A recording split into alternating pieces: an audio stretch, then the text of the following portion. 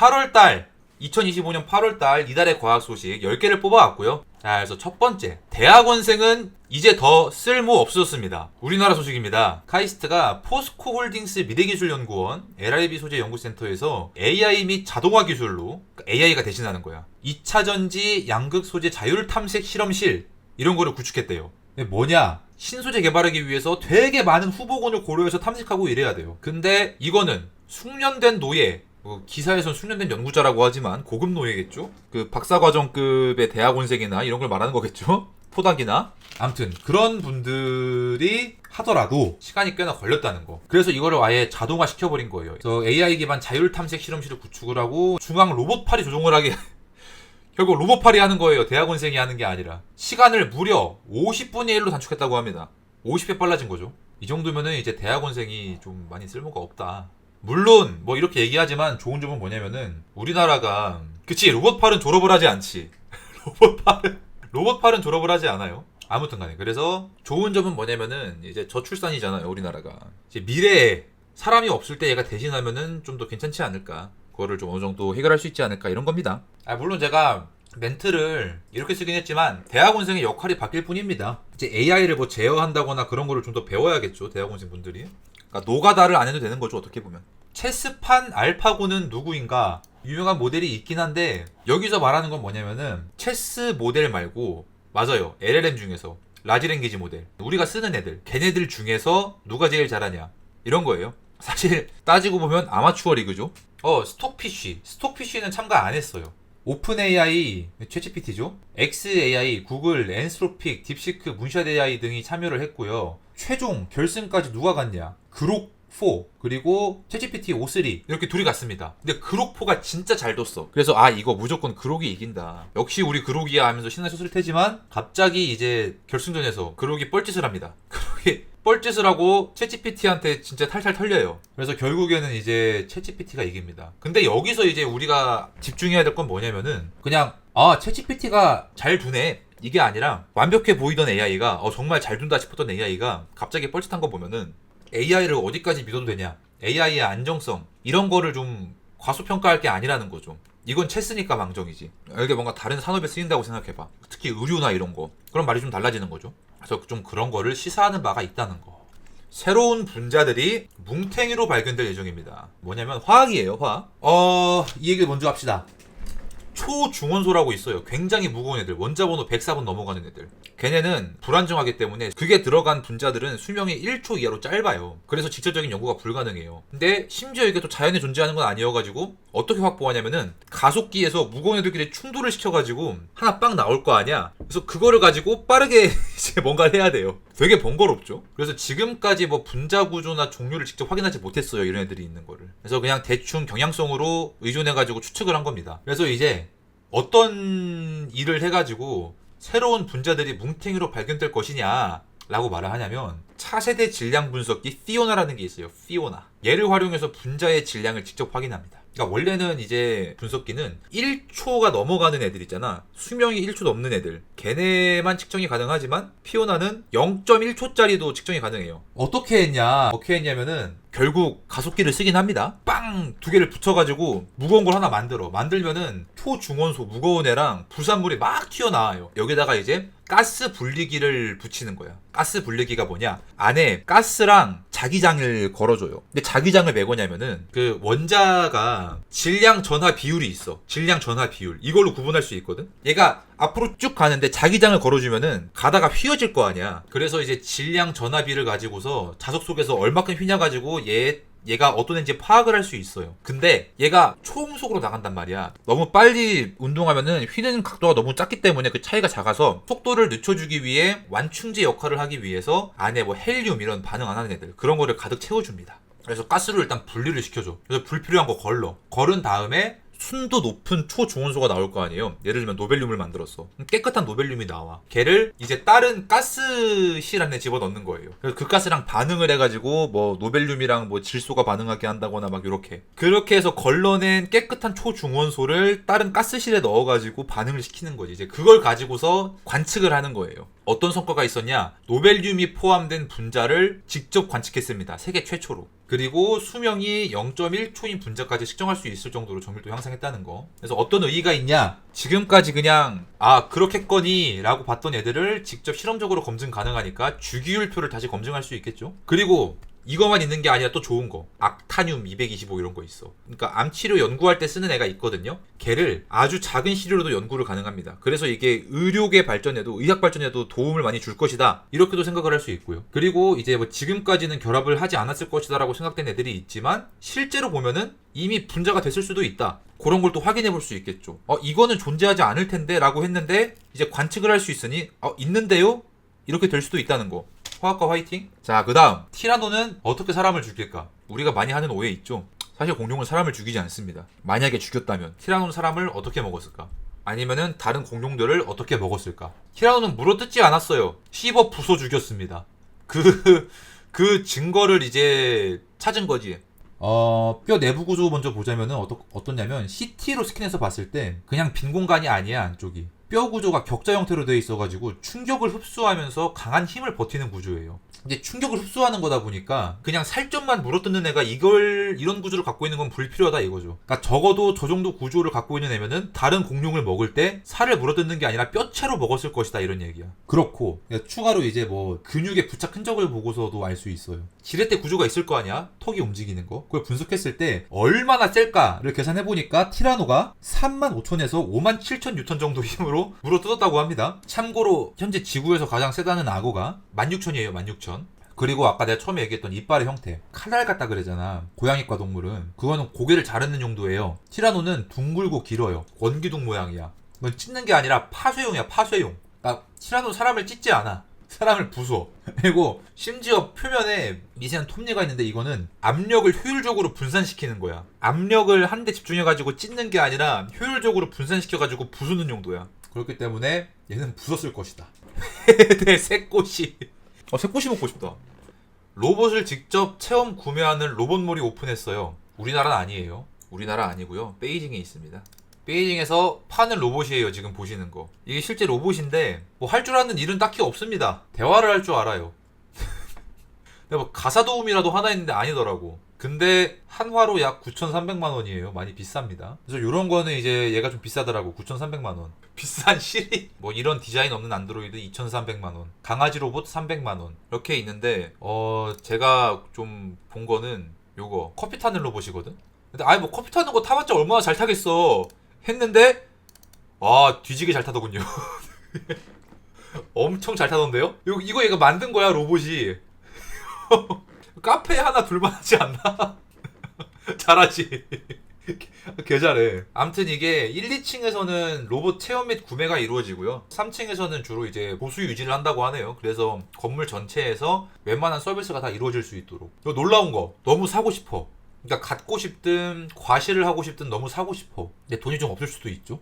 그래서 건물 안에서 이때를 대비한 금융 서비스도 이루어지고 있습니다. 장사 잘해. 장사는 이렇게 하는 거야. 그래도 이제 이런 게 어떻게 보면은 실생활에 이제 드디어 등장한 거죠. 그런 거에 의의가 있다. 난리 났죠, 이거. 저번에 봤을 때 이거 나온 지 얼마 안 됐을 때 제가 보긴 했거든요. 이런 논문이 나왔네 하면서. 아니, 물리 논문인데 조회수가 5만이야. 더 늘었을걸 지금? 일단 배경을 좀 설명하겠습니다. 모르시는 분들이 있을 수 있으니. 우주를 설명하는 가장 성공적인 이론 두 가지. 양자역학이랑 상대성 이론이죠. 근데 이게 합쳐지지가 않았어요. 우주에는 강력, 양력, 전자기력, 중력이 있죠. 네 가지 힘. 이 중에 중력 빼고 나머지 강력, 양력, 전자기력. 얘는 설명이 양자역학적으로 잘 되죠. 4차원 공간에서 설명이 되고 하는데 중력은 또 그렇지 못했어요. 왜 그러냐면 이제 대칭성이란 게 나오는데 그냥 그런 게 있구나. 근데 양자역학은 이제 내부 대칭성을 다뤄요. 그냥 그런 게 있다 생각을 하세요. 근데 일반 상대성 이론은 외부 대칭성을 기반으로 해요. 그리고 이거는 게이지 대칭이란 걸로 설명이 안 돼요. 어렵죠? 게이지 대칭이 뭐냐? 식을 막 이렇게 저렇게 바꿔도 결과는 같아야 돼. 그런 거 있지. 내 동생 귀염둥이 곱슬머리 내 동생 이름은 하나인데 별명은 서너 개 있잖아. 별명이 서너 개인데 어차피 다 같은 거로 가야 돼. 아빠가 부를 때는 뭐 뚱땡이, 엄마가 부를 때는 존말, 엄마가 부를 때는 뭐 귀염둥이 이런 거 있잖아. 뚱땡이랑 귀염둥이인데 똑같이 내 동생이잖아. 근데 이게 다른 거야. 그러면 안 되거든. 자, 아무튼 그래서 이제 식을 바꿔도 결과가 동일해야 되는 거야. 근데 중력이 그걸로 설명이 안 된 거죠. 그걸 하려는 시도가 많긴 했어. 근데 계산을 하다 보니까 값이 막 무한대로 발산하는 거예요. 그래서 실패했습니다. 이 무한대로 발산한다가 뭔지 좀 느낌이 안 오시는 분들이 많을 텐데 어떤 거냐면 빅뱅 있죠, 빅뱅. 빅뱅에서 이제 우주가 시작되었다 이렇게 얘기하잖아. 정확히 얘기하면은 아인슈타인 방정식을 풀다 보니까 시간을 점점 뒤로 돌려. 근데 우리가 아는 그 빅뱅 이전으로 보내려고 하니까 값이 발산해가지고 해석이 안 되는 거예요. 해석이 안 되네? 그냥 여기부터 시공간이 시작됐다고 퉁치죠? 맞습니다, 사실 퉁치죠 느낌이야. 따지고 보면은. 수학적으로 봤을 때 발산하니까 이거 해석 못함. 저거 버리고 여기부터 시공간이 시작이 된 것이다. 이 얘기거든? 발산이 약간 그런 거예요, 물리에서 볼 때. 해석이 안 된다. 그래서 이제 그거랑 비슷한 느낌으로 중력도 게이지 대칭으로 설명을 하려고 했는데 다 발산해가지고 실패를 했는데 드디어 이거를 설명하는 논문이 나왔다는 거. 물론 이론 논문입니다. 어떻게 했냐? 이게 궁금하죠? 지금까지는 4차원 시공간에서 기술을 했어요. 근데 이거 이제 핀란드인가? 여기가 알토라는 대학교, 핀란드 알토 대학교에서 연구팀이 한 건데 그러면은 그거 8차원으로 해봅시다 해가지고 늘렸어. 4차원 하면은 X, Y, Z, T 이렇게 해가지고 공간 세계 시간 하나 가지고 하잖아. 근데 얘는 이걸 8차원으로 늘린 거야. 그래서 이제 논문을 보다 보면 제가 논문 이미지는 안 가져왔는데 논문을 보다 보면은 우리가 흔히 알고 있는 공간의 X, Y, G랑 시간 t 있잖아. 이거를 원래는 공간을 1,0,0,0 이렇게 나누는데 논문을 보니까 0,1,0,0,0,0,0 이 x고요. y는 0,0,1,0,0,0,0이 y고 z는 0,0,0,1,0,0,0,0이 z야. 그리고 시간이 0,0,0,1,0,0,0,0이야. 그렇게 해서 계산을 하더라고. 그러더니 되더라고요. 자, 그래서 이제 성과가 뭐냐, 얘네가. 원래는 중력을 휘어진 시공간에서 표현을 했죠. 휘어진 시공간에서 표현을 하다 보니까 표준 무형이 사용하는 거랑은 이제 좀 매칭이 잘 안 됐는데 얘네는 그게 아니라 평평한 공간에서 이제 아까 말했던 게이지 있죠. 그 게이지 장이 만들어낸 효과다. 그래서 그 기술을 하게 된 거예요. 그러다 보니까 평평한 공간에서 얘기를 하니까 다른 나머지 힘들이랑 같은 선상에서 놓고 말을 할 수 있는 거지 이제. 그게 좀 주된 성과입니다. 진화 관심 많으신 분 계신가요? 진화? 새로운 인류가 발견되었다. 과거 인류예요. 탄생은 아니고요. 이미 가신 분들이세요. 이분들이 신인류라는 건 아니야. 이분들은 발견하신 분들이에요. 이분들은 호모 사피엔스입니다. 자, 일단 배경 지식. 완전 옛날에는 인류가 진화할 때 그냥 한 계통만 있다고 생각을 했어. 유인원, 오스트랄로피테쿠스, 호모 하빌리스, 호모 에렉투스, 호모 사피엔스 이렇게 생각을 했는데 그게 아니라 아까 뭐 호모 이름 붙은 거 있지. 호모 하빌리스, 호모 에렉투스, 호모 사피엔스. 이게 굉장히 다양한 호모 종들이 있다. 호모 속이 있었다. 호모닌 종이라고 불러요. 여러 갈래로 퍼졌다가 모였다가 하면서 결국에 남은 게 지금 호모 사피엔스인 거지. 여러 갈래가 이제 뻗어나간 형태를 보이면서 진화를 했다. 이건데 물론 그 과정에서 뭐 네안데르탈인, 데니소바인, 호모 플로레시엔시스 되게 많아요. 뭐 걔네끼리 교배도 했고. 근데 이번에는 뭐냐면 에티오피아에서 발굴된 13개의 치아 화석 가운데 일부는 초기 호모속이었어. 그러니까 호모 하빌리스 완전 초기의 호모속 이런 애들 이었는데 나머지 걸 보니까 아직 알려지지 않은 오스트랄로피테쿠스 종인 거야. 그러니까 우리가 지금 얘기한 건 오스트랄로피테쿠스 아파렌시스밖에 없었단 말이죠. 제가 아까 얘기한 건. 근데 그거 말고 다른 오스트랄로피테쿠스가 나온 거죠. 걔네가 심지어 같이 발견되었다는 거는 공존했다 이런 얘기거든. 여기서 좀 재밌는 얘기를 하자면은 제가 이거를 보고서 왜 흥미롭다라고 생각을 했냐면은 오스트랄로피테쿠스는요. 내가 요즘 또 진격거 보잖아. 네, 그래가지고 약간 그 사라진 역사 이런 걸 보면은 약간 흥분하거든. 오스트랄로피테쿠스 아파렌시스는요 기원적 390만 년에서 290만 년까지 존재했어요. 호모 하빌리스는 기원전 240만 년부터 존재했습니다.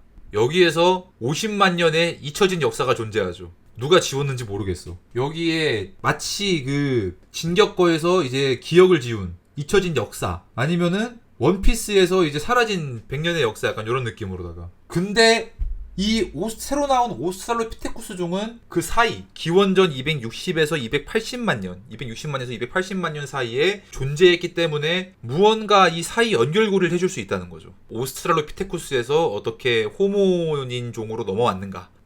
금성의 외계 생명체가 억울합니다. 완전 억울은 없는 얘기는 아니에요. 완전 없는 얘기는 아니고 금성에도 있을 수 있다라는 논의가 있긴 해요. 근데 그거에 대한 연구를 좀 설명을 할까 합니다.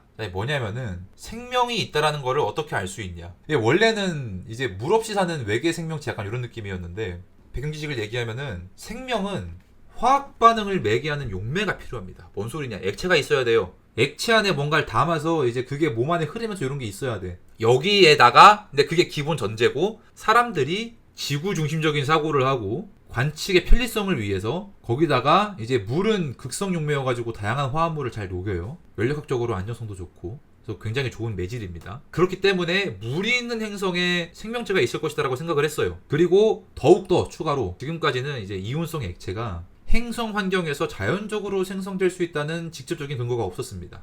근데 이번 연구에서 MIT 연구진이 황산, 질소, 유기화합물이 반응해서 이온성 액체 만드는 걸 봤어요. 이게 뭐야? 물일 필요 없다 굳이 물일 필요 없다. 이온성 액체가 100도 이하에도 액체 상태로 존재하고요. 낮은 증기압 덕분에 고온 저압에서도 안정적으로 유지가 돼요. 실험에서는 이제 180도의 극저압 조건에서 액체로 존재하는 거를 봤습니다. 그렇죠. 지금까지 물에만 집중했지만 다른 거에도 집중을 해야 한다 이런 거지. 그래서 이거의 의의가 뭐냐? 그러니까 생명 거주가는 구역을 더 넓혀서 봐야 된다는 거지. 금성은 황산구름 화산활동이 활발하기 때문에 여기에서도 액체가 형성될 수 있다는 거죠. 그래서 그런 얘기도 있어. 이제 이것 때문에 금성 대기 탐사할 때 이온성 액체 흔적을 찾으려고 할 거래요. 그런 시도를 할 거라고 얘기를 하더라고요. 그래서 앞으로 생명체 존재를 이거를 탐지할 생명체 존재 가능성을 탐지할 폭이 많이 넓어질 거라는 거. 가까운 데는 금성을 탐색할 거다라고 했기 때문에 제목을 이렇게 적었습니다. 조명 하나로 딥페이크 막기. 되게 간단한 기술이야. 근데 아이디어가 너무 좋아. 지금까지는 어떻게 가짜 영상인지 판별했냐면 워터마크를 박았죠. 우리가 아는 워터마크는 그냥 화면에 글씨 쓴 거지. 그거 말고도 우리 눈에 안 보이는 워터마크도 있어요. 디지털 워터마크 중에 이제 비가시적 워터마크라고 픽셀 단위로 워터마크가 생기고요. 사람은 인지 못하는데 소프트웨어로 추출이 가능한 거예요. 저작권 보호 추정용으로 사용을 합니다. 근데 워터마크 제거 필터를 써가지고 없애기도 해요. 참 슬프죠. 그래서 다양한 사람들이 이런 딥페이크의 피해를 보기도 하거든. 내 저작물인데 하면서. 그래서 이제 저희 카페에도 딥페이크 영상이 하나 있죠. 요런 거. 이번에 나온 기술이 뭐냐? 아이디어는 이거예요. 어차피 영상은 물체에 반사된 빛을 기록하는 게 아니냐. 그래서 그 조명 자체에 워터마크를 박아놓은 겁니다. 조명을 소프트웨어로 제어를 해가지고 아주 미세한 밝기 변화를 주거나 그럴 소프트웨어가 없다, 나 돈이 없다 하면은 조명에 우표 사이즈만한 작은 칩을 붙여가지고 주파수를 조금씩 바꿔요. 그 빛을 변조를 줘요. 그 빛을 반사해서 찍은 거니까 그 빛의 정보가 들어올 거 아니야. 그래서 그거를 가지고서 워터마크의 역할을 하자는 거죠. 그리고 이게 실내에서만이 아니라 5개에서 작동하는 것도 확인을 했고요. 그림은 2개인데 3개를 한 번에 쏘는 것도 확인을 했어요. 3개의 워터마크를 한 번에 주면은 더 해독하기 어려우니까. 그래서 이런 걸 어디다 쓰냐? 뉴스, 법정 증거 영상, 학술 영상 이런 데 쓸 수 있겠죠. 각막 성형수로 시력 회복. 뭐냐? 원리가 뭐냐? 사람의 눈이 왜 나빠질까요, 여러분?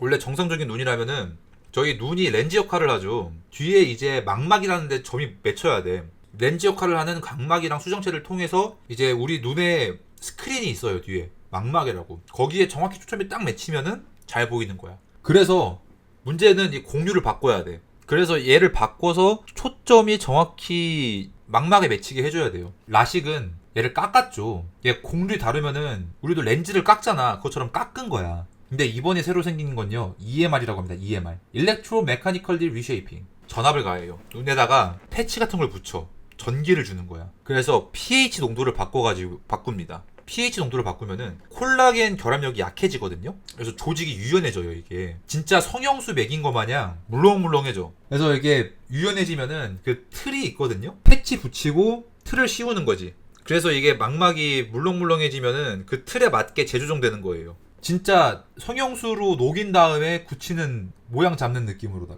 그래서 일단은 토끼 가지고 해봤고요. 1분 만에 공률 조절이 되었다는 거, 되게 짧은 시간에. 그리고 12개의 각막 중에 10개의 근시 교정을 성공했고 세포도 대부분 살아났다. 절개 없고 장비 간단하고 저비용이고 시술이 이제 뭐 각막 혼탁 이런 치료에도 활용이 될 수가 있고, 물론 아직 동물 실험 단계입니다. 장기적인 안정성도 봐야 되고요. 그래서 이제는 굉장히 빠르게 각막 깎지 않는 방법으로 시력을 회복시킬 수 있는 날도 오지 않을까 하는 그런 기사였습니다. 자, 이렇게 해서 2025년 8월 이달의 과학 소식은 여기까지고요. 나만 알고 있기 아까운 최신 과학 소식이나 아니면은 이거 다들 신기하다고 하는데 뭐가 신기한 거예요? 라고 궁금하신 분들 키텔 네이버 카페에 이달의 과학 소식에 글 올려주시면은 제가 아는 대로 준비하고 모르면 공부해서 매월 말에 이렇게 과학 소식 알려드리도록 하겠습니다. 재밌게 보셨다면 구독과 좋아요, 하이 버튼 눌러주시면 감사하겠습니다. 유바!